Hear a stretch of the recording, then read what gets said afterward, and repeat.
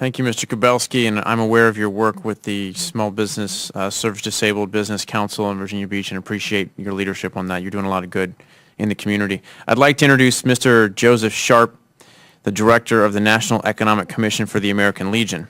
The American Legion's Economic Division focuses on veterans' education, employment, business development, and assistance.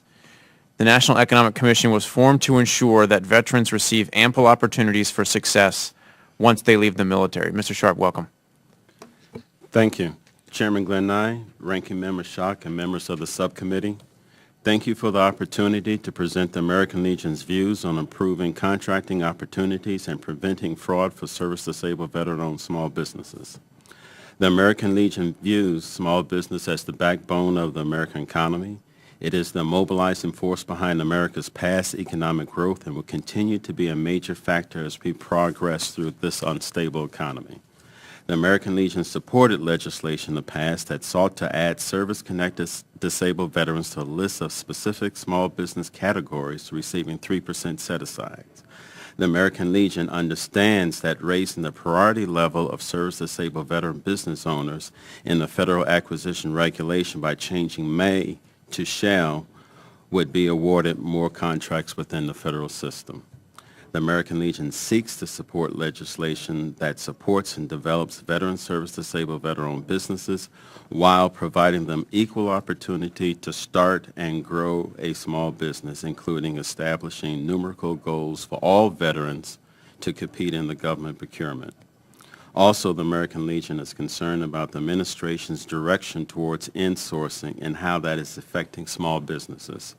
We believe the push to insource thousands of contractor positions could have severe repercussions for small businesses, particularly veterans service disabled-owned businesses across the nation, and force small businesses to scale back positions or to go out of business. Concerning the prevention of fraud, the Veteran Affairs and the Small Business Administration should develop a comprehensive partnership to assist veterans who are interested in participating in the federal procurement. The Center Veterans Enterprise should maintain the database and verify accurate veteran service-connected disabled veteran status. SBA should retain the responsibility for validating the business ownership, size standards, and structural integrity of the business. SBA should have direct reporting and input authority to the VIP database through the Office of Veteran Business Development once this information is collected. VA should maintain the eligibility status regarding veteran status. SBA is responsible for verifying all other social economic categories for the purpose of federal procurement. SBA already maintains the infrastructure, the expertise, and established regulatory guidance to include the veterans population within that authority.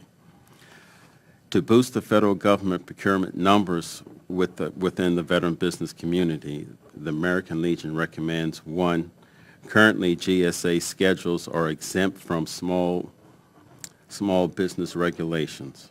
Without this change, SDVOSBs will be limited in their quest to expand business opportunities. 2, implementation of a coordinated standardized training program for procurement staff that focuses on SDVOSB procurement strategies in their respective agencies. 3, President Obama should reissue Executive Order 13360 providing opportunities for service-disabled veteran businesses to increase federal contracting and subcontracting opportunities for veterans and require that its tenets be incorporated into SBA regulations and standard operating procedures. 4, the SBA needs to emphasize Executive Order 1360 again and establish it as procurement priority across the federal sector.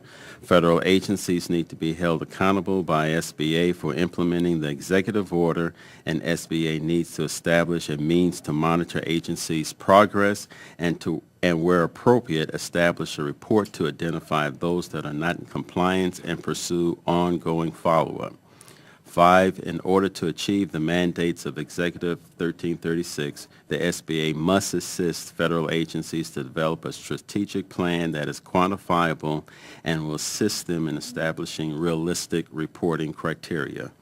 6, the American Legion also recommends that the House Small Business Committee embrace and promote development of stronger policy and legislative language that champions the utilization of veteran-owned small business joint venturing as a ready solution to the small business spending requirements of the Stimulus Spending Initiative. And 7, hold those agency leaderships responsible for meeting the 3% congressional mandate goal. We recommend the committee schedule a hearing with all federal agencies who consistently do not meet their federal procurement goals. This concludes my portion of the testimony. We look forward to continuing working with the committee to enhance entrepreneurship among American veterans.